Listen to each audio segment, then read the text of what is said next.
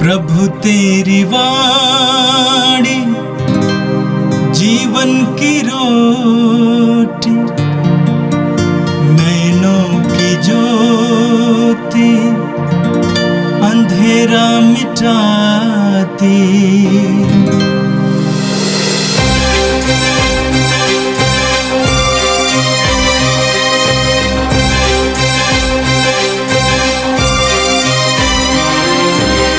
प्रभु तेरी वाणी जीवन की रोटी, नैनों की ज्योति अंधेरा मिटाती। प्रभु तेरी वाणी जीवन की रोटी, नैनों की ज्योति अंधेरा मिटाती। वाणी वाणी वाणी वाणी वाणी पवित्र है, शाश्वत है, जीवन का मन्ना है। 11 जनवरी बृहस्पतिवार। पहला पाठ सामुएल का पहला ग्रंथ, अध्याय 4, पद संख्या 1 से 11 तक। उन दिनों फिलिस्ती इस्राएल पर आक्रमण करने के लिए एकत्र हो गए और इस्राएली उनका सामना करने निकले। उन्होंने एबेन एजेर के पास पड़ाव डाला और फिलिस्तियों ने अफेक में। फिलिस्ती इस्राएलियों के सामने पंक्तिबद्ध हो गए। घमासान युद्ध हुआ और इस्राएली हार गए। फिलिस्तियों ने रण क्षेत्र में लगभग 4000 सैनिकों को मार डाला। जब सेना पड़ाव में लौट आई तो इस्राएली नेताओं ने कहा, प्रभु ने आज हमें फिलिस्तियों से क्यों हारने दिया? हम सिलो जाकर प्रभु की मंजूसा ले आएं। वह हमारे साथ चले और हमें हमारे शत्रुओं के पंजे से छुड़ाए। उन्होंने मंजूसा ले आने लोगों को सिलो भेजा। यह विश्वमंडल के प्रभु के विधान की मंजूसा है, जो केरूबीन पर विराजमान है। एली के दोनों पुत्र होफीन और पनीहास ईश्वर के विधान की मंजूसा के साथ आए। जब प्रभु के विधान की मंजूसा पड़ाव में पहुंची तो सब इस्राएली इतने ज़ोर से जयकार करने लगे कि पृथ्वी गूंज उठी। फिलिस्तियों ने जयकार का वह नाद सुनकर कहा, इब्रानियों के पड़ाव में इस महान जयकार का क्या अर्थ है? जब उन्हें यह पता चला कि प्रभु की मंजूसा पड़ाव में आ गई है तो वे डरने लगे। उन्होंने कहा, ईश्वर पड़ाव में आ गया है। हाय, हम हार गए, यह पहले कभी नहीं हुआ। हाय, हम हार गए। उस शक्तिशाली ईश्वर के हाथ से हमें कौन बचा सकता है? यह तो वही ईश्वर है जिसने मिस्रियों को मरुभूमि में नाना प्रकार की विपत्तियों से मारा। हे फिलिस्तियों, हिम्मत बांधो और शूरवीरों की तरह लड़ो, नहीं तो तुम इब्रानियों के दास बनोगे, जैसे कि वे तुम्हारे दास थे। शूरवीरों की तरह लड़ो। फिलिस्तियों ने आक्रमण किया। इस्राएली हार कर अपने तंबुओं में भाग गए। यह उनकी करारी हार थी। इस्राएलियों के 30,000 प्यादे मारे गए। ईश्वर की मंजूसा छीन ली गई और एली के दोनों पुत्र होफनी और पनीहास भी मार दिए गए। यह प्रभु की वाणी है। संत मरकुस के अनुसार पवित्र सुसमाचार अध्याय 1 पद संख्या 40 से 45 तक। एक कोढ़ी यीशु के पास आया और घुटने टेक कर उनसे गिड़गिड़ाते हुए बोला, आप चाहे तो मुझे शुद्ध कर सकते हैं। यीशु को तरस आया। उन्होंने हाथ बढ़ाकर ये कहते हुए उसका स्पर्श किया, मैं यही चाहता हूँ, शुद्ध हो जाओ। उसी क्षण उसका कोढ़ दूर हुआ और वह शुद्ध हो गया। यीशु ने उसे ये कड़ी चेतावनी देते हुए तुरंत विदा किया, सावधान, किसी से कुछ न कहो, जाकर अपने को याजकों को दिखाओ और अपने शुद्धिकरण के लिए मूसा द्वारा निर्धारित भेंट चढ़ाओ, जिससे तुम्हारा स्वास्थ्य लाभ प्रमाणित हो जाए।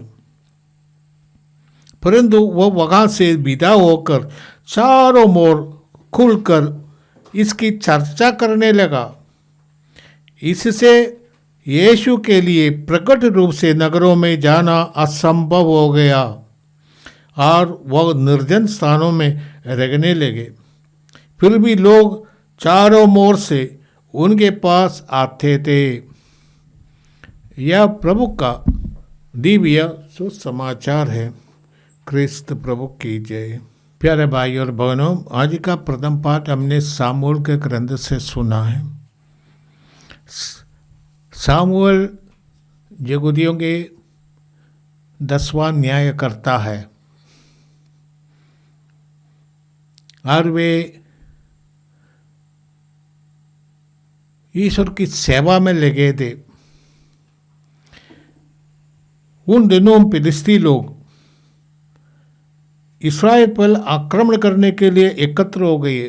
फिलिस्ती लोग समतल प्रदेश में रहते थे और इस्राएलियों का घर पहाड़ी इलाकों में है। यहूदी और फिलिस्तियों के बीच ये आज भी जो लड़ाई होती है उसमें उससे भी भयंकर लड़ाई होते थे। फिलिस्ती लोग यहूदियों से नफरत रखते थे और उनका सर्वनाश करना चाहते थे, इसलिए वो एकत्र हो गए। हम जानते हैं कि फिलिस्तियों में ये मुख्य व्यक्ति था जो गोलियात, वो बाद में आएगा ये समस्या, वो दाऊद के ज़माने में। सामुएल के ज़माने में फिलिस्ती लोग इस्राएल पर आक्रमण करते थे और उस लड़ाई के लिए लड़काते थे और उनके सामने हो गया फिलिस्ती लोग अफेद में और यहूदी लोग एबेन एजेर के पास पड़ाव डाला था और लड़ाई होया, घमासान लड़ाई हुई और फिलिस्तीनी इसराइलियों को परास्त कर दिया। उस लड़ाई में इसराइली हार गए। इसराइल ऐसे नेतृत्व के नीचे अधीन कार्य कर रहे थे। उस समय इस्राएल का नेतृत्व करने वाले थे एली महायाजक और उसके 2 बेटे। एली महाराज एक अच्छा व्यक्ति था, परंतु उनके 2 बेटे बदमाश थे। जैसे धर्म ग्रंथ कहते वे दुष्ट थे। और इस्राएल भी मन से प्रभु से जुड़े लोग नहीं थे और लड़ाई लड़ते और 4000 लोग मर गए तो भी वो लोग सोचने नहीं लगे कि हमारे हार का कारण क्या है।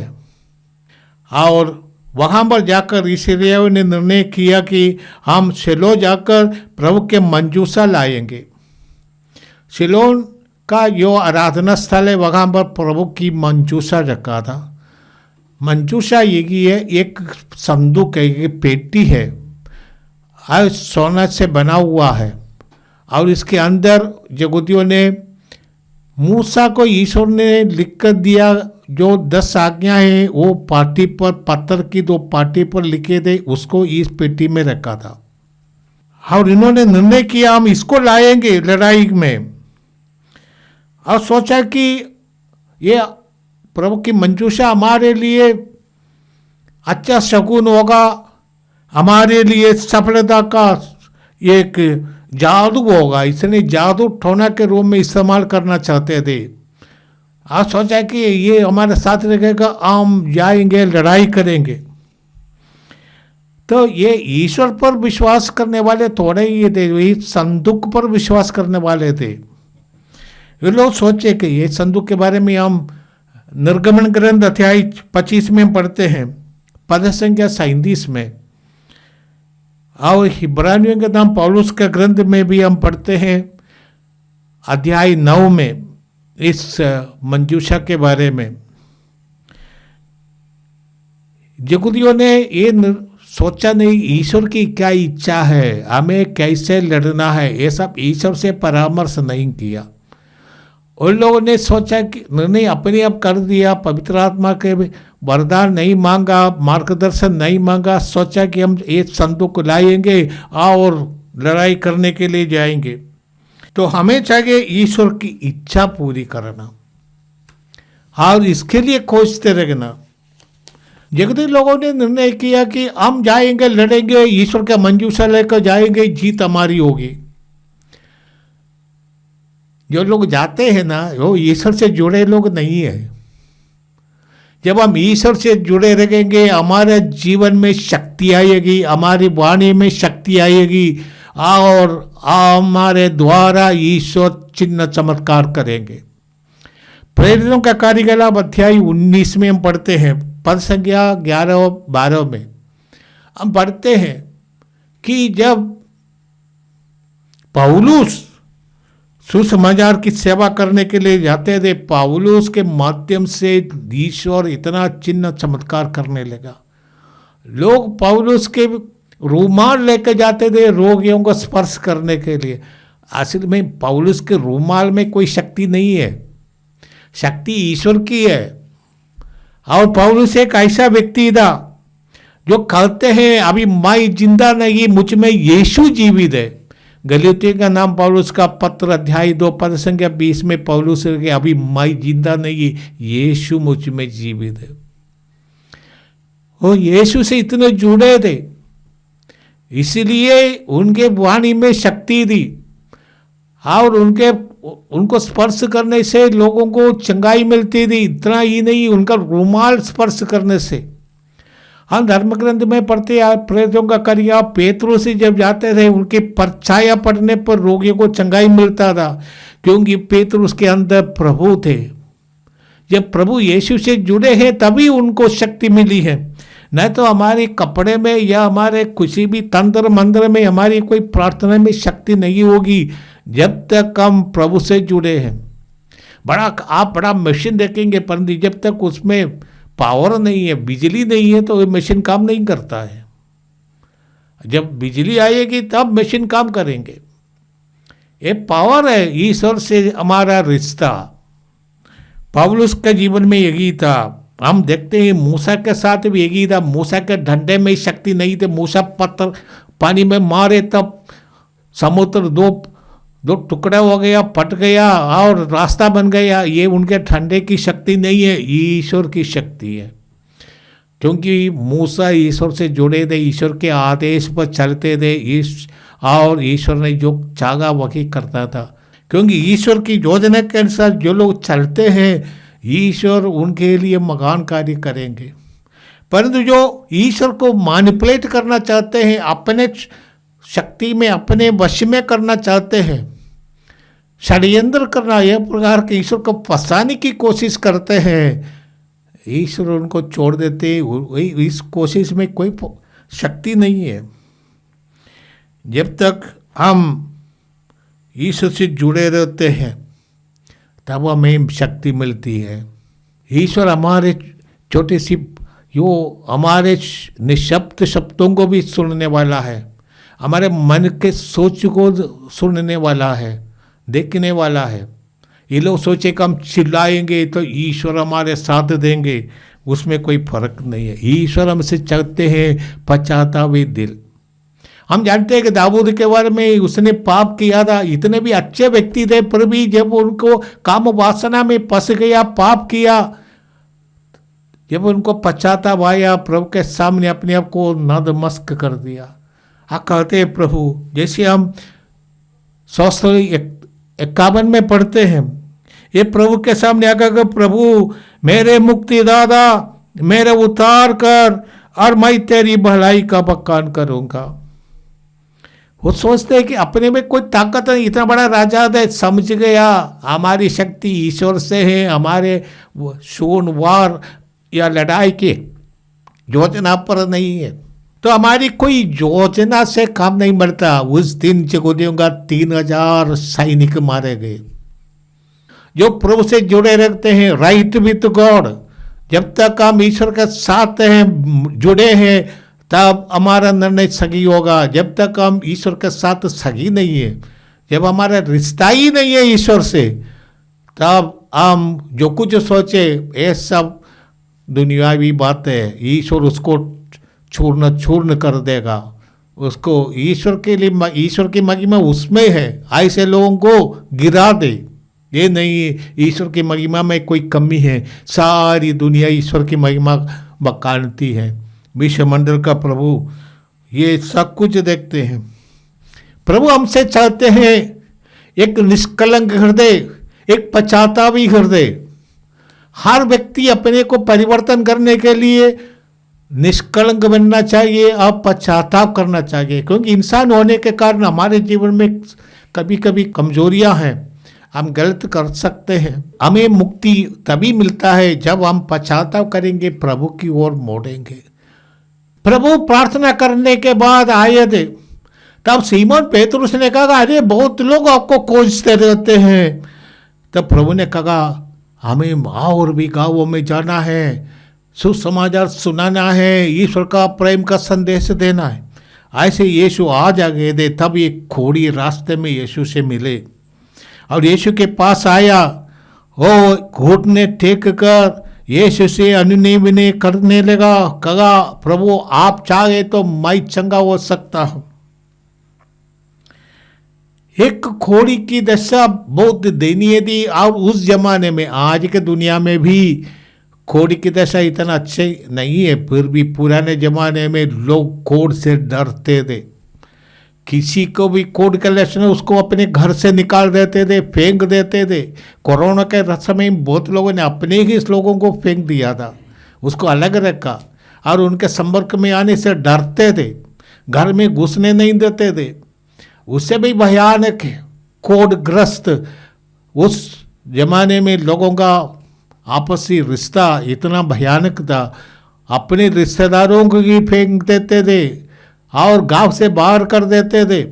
ऐसी एक दशा में एक घोड़ी यीशु के पास आता है। घोड़ी के चाहिए कि दूर से चिल्लाते रहे कि मैं एक घोड़ी हूं, अशुद्ध हूं, अशुद्ध हूं, इसलिए लोग दूर हो जाए। यदि कोई हवा चलता है 200 मीटर दूर, हवा नहीं है 50 मीटर दूर, घोड़ी को रहना अनिवार्य था।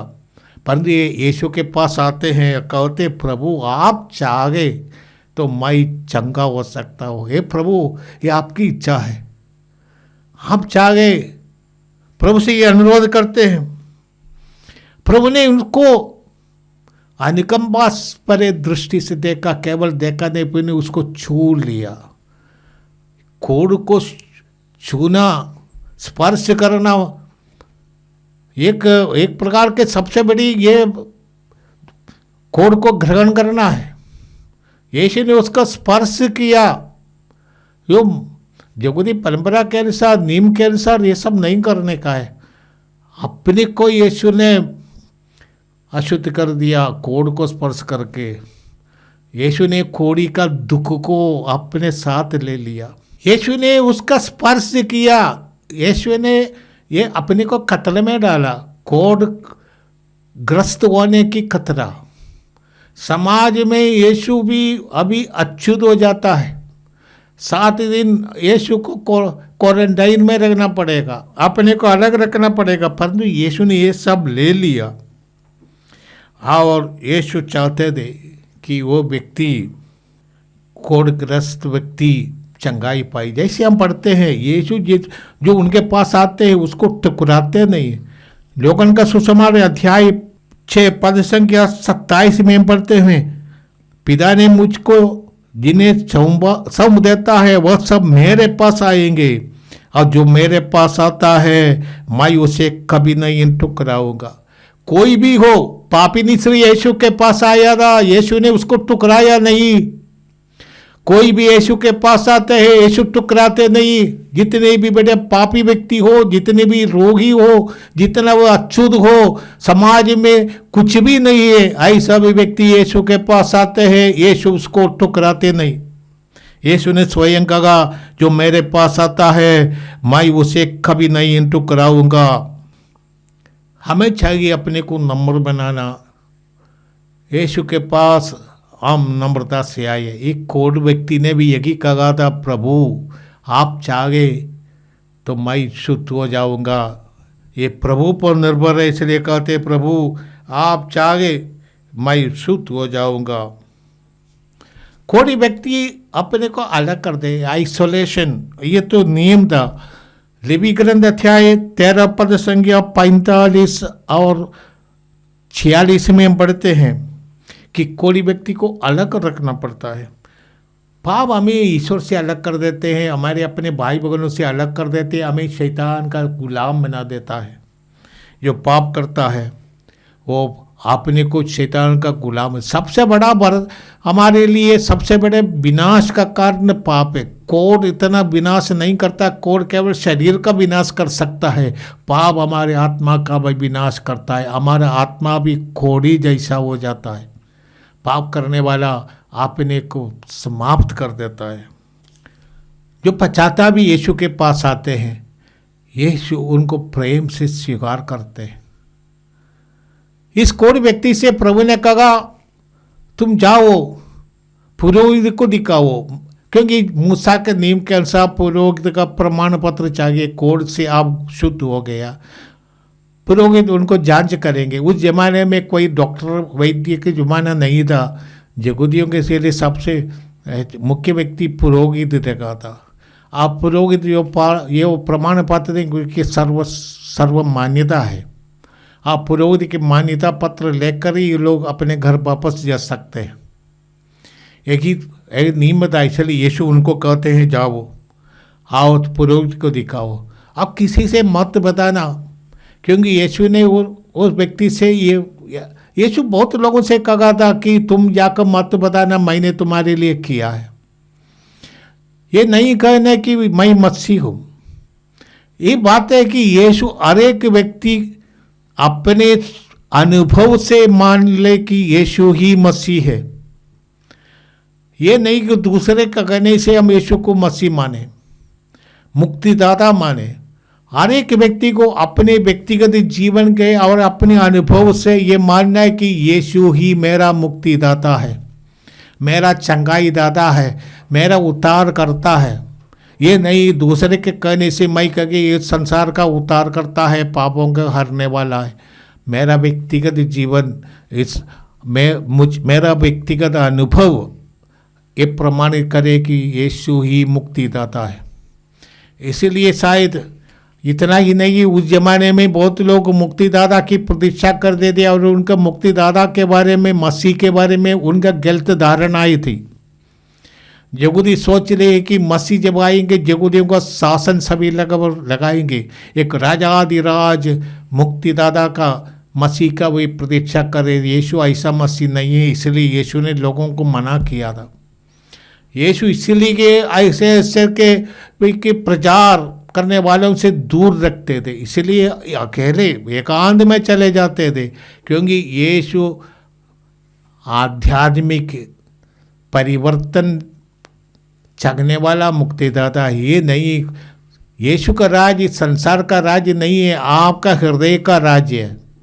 जब आपका हृदय परिवर्तित हो जाएगा, यीशुमय हो जाएंगे, ईश्वर निवास करने लगेंगे, तभी ईश्वर का राज्य आपके अंदर है, तभी यीशु उनके आपके लिए मुक्तिदाता है। यीशु यही करना चाहते थे, इसीलिए यीशु ने उनको मना किया था। आइए हम प्रार्थना करें। हे प्रभु, हम धन्यवाद देते हैं, तुझे जानने का हमें अवसर दिया है। पवित्र ग्रंथ के द्वारा हम हर दिन तुझसे जुड़ जाते हैं। हम जानते हैं कि इस्राएल ने धीरे धीरे समझा कि मनुष्य की शक्ति नहीं है, ईश्वर की शक्ति से वो जीत सकते हैं। हम भी कभी कभी अपने तंत्र मंत्र में हम फंसे जाते हैं। हम भी उपवास करते हैं, हम भी प्रार्थना करते हैं, सोचे कि ये सब ईश्वर के लिए प्रिय है, ईश्वर हमारी बात सुनेंगे। हे प्रभु, हमें सबसे मुख्य बात है, सबसे पहले ईश्वर के राज्य खोजना और ये राज हमारे दिल में बसाना। ये प्रभु तू हमारे दिल में है, हमारा दिल ईश्वर का राज्य बन जाता है और हमारी प्रार्थना शक्तिशाली हो जाती है।